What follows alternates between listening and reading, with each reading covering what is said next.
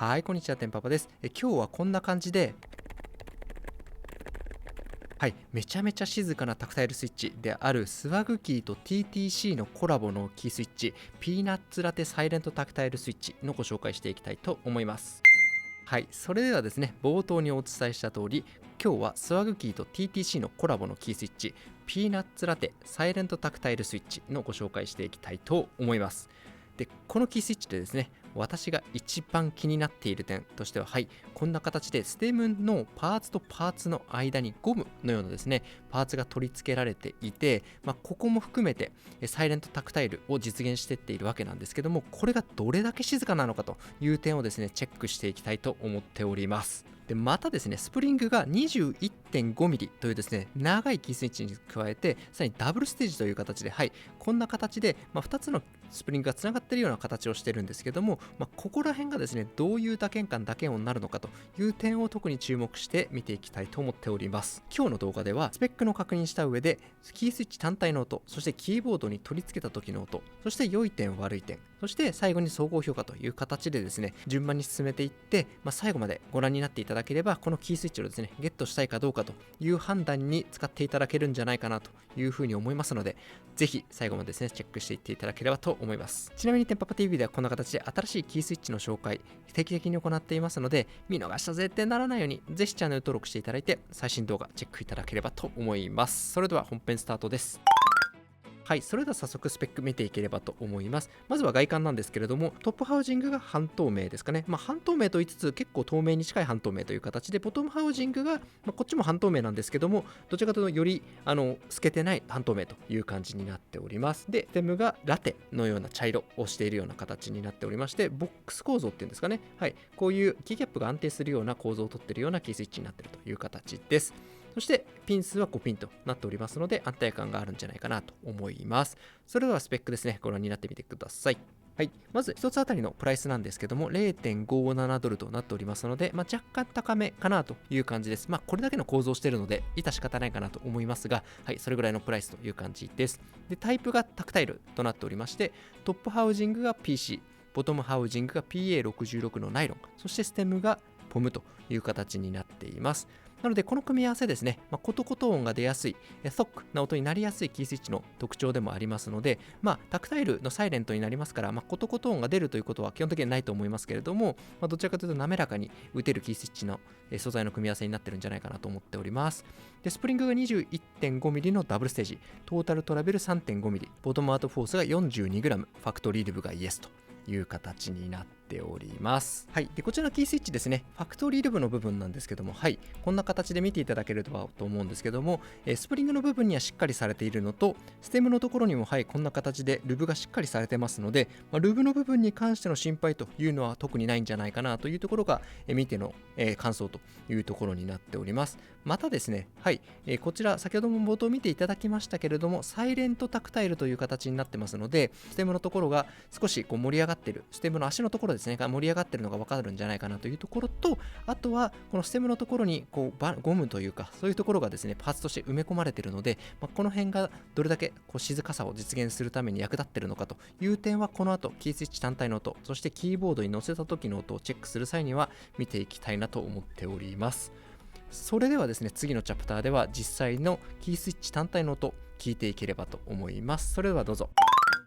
はい、それではここからはキースイッチ単体の音聞いてもらえればと思うんですけれども、今回はですね、キースイッチ単体の音に加えてプラスアルファ SA プロファイルとチェリープロファイル、このキーキャップも載せた音もですね、チェックしてもらえればと思います。で、ちなみにその音を聞く前に、まずグラつきをちょっと確認できればと思うんですけども、はい、こんな感じで。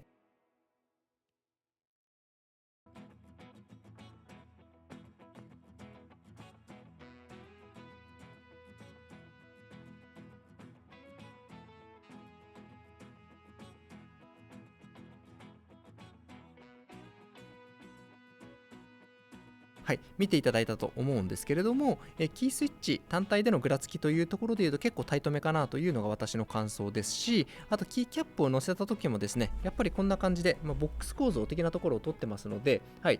キーキャップもですね、しっかりこうがっつりフォールドしてくれるような形になってますから、その点嬉しいんじゃないかなと思っております。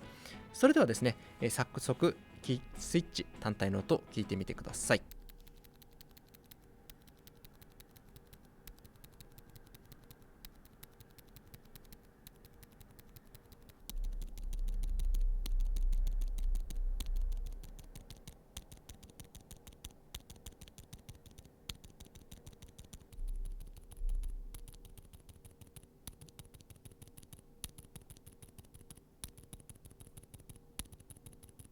はい、いかがだったでしょうか。めちゃくちゃ静かで聞こえたかなと思うぐらいなんですけども聞こえましたでしょうか。サイレントタクタイルって言われてるぐらいですから、サイレントという名前がついてる分、しっかり静かにキースイッチですね、音が鳴ってたんじゃないかなと思っております。で、私自身が自分で打っていても、本当にこうタクタイル感を感じる感触のところはめちゃくちゃするんですけども、音の部分は、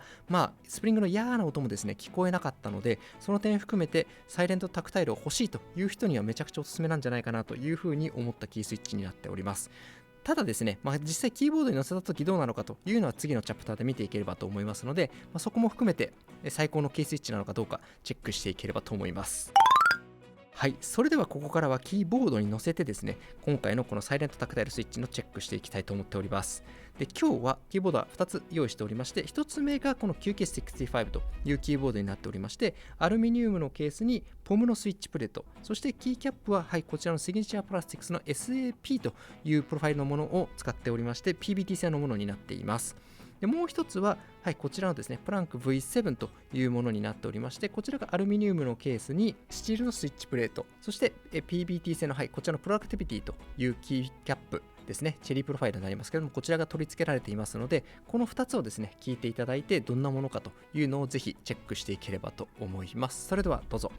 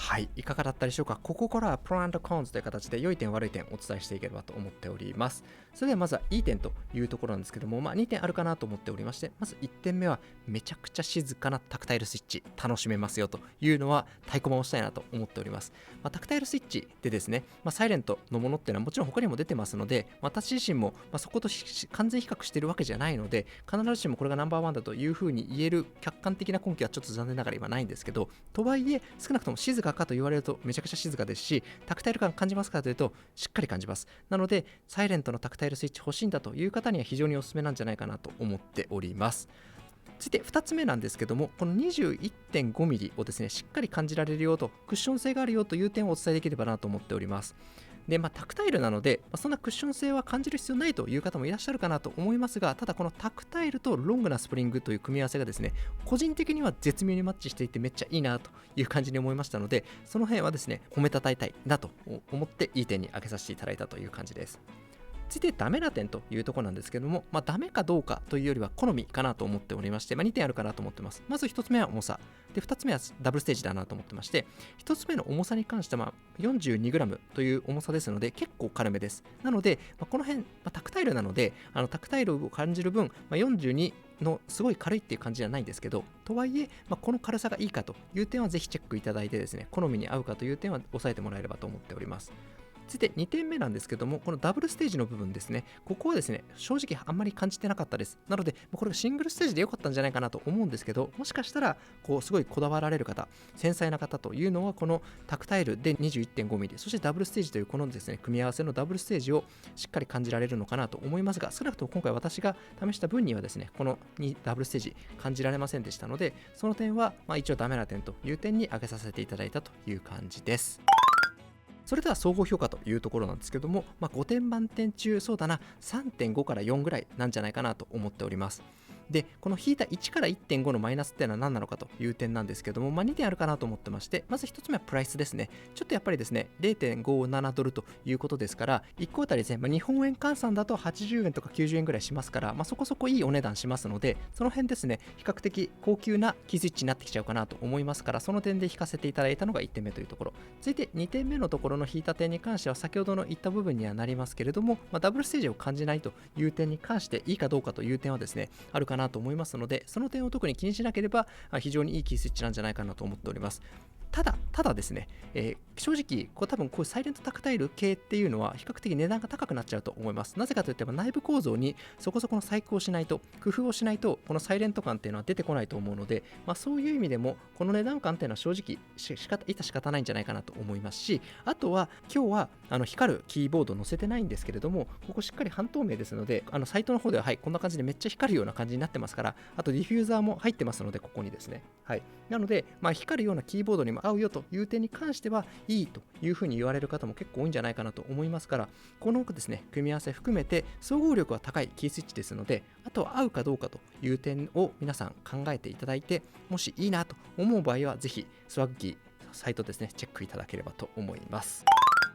それでは最後にということで、今回の動画面白かった、役に立ったという場合にぜひいいねボタンよろしくお願いします。あとはチャンネル登録の方もぜひよろしくお願いします。今後もテンパブリーではこの形で新しいキースイッチの紹介定期的に行っていきますので、ぜひチャンネル登録していただいて見逃したぜってならないようにしてもらえればと思います。またこういう企画でキースイッチですね、動画作ってほしいということあれば、ぜひコメント欄からお寄せいただければと思いますし、過去に上げた再生リストに関しては上のところにですね、貼り付けておきますので、チェックしていただければと思います。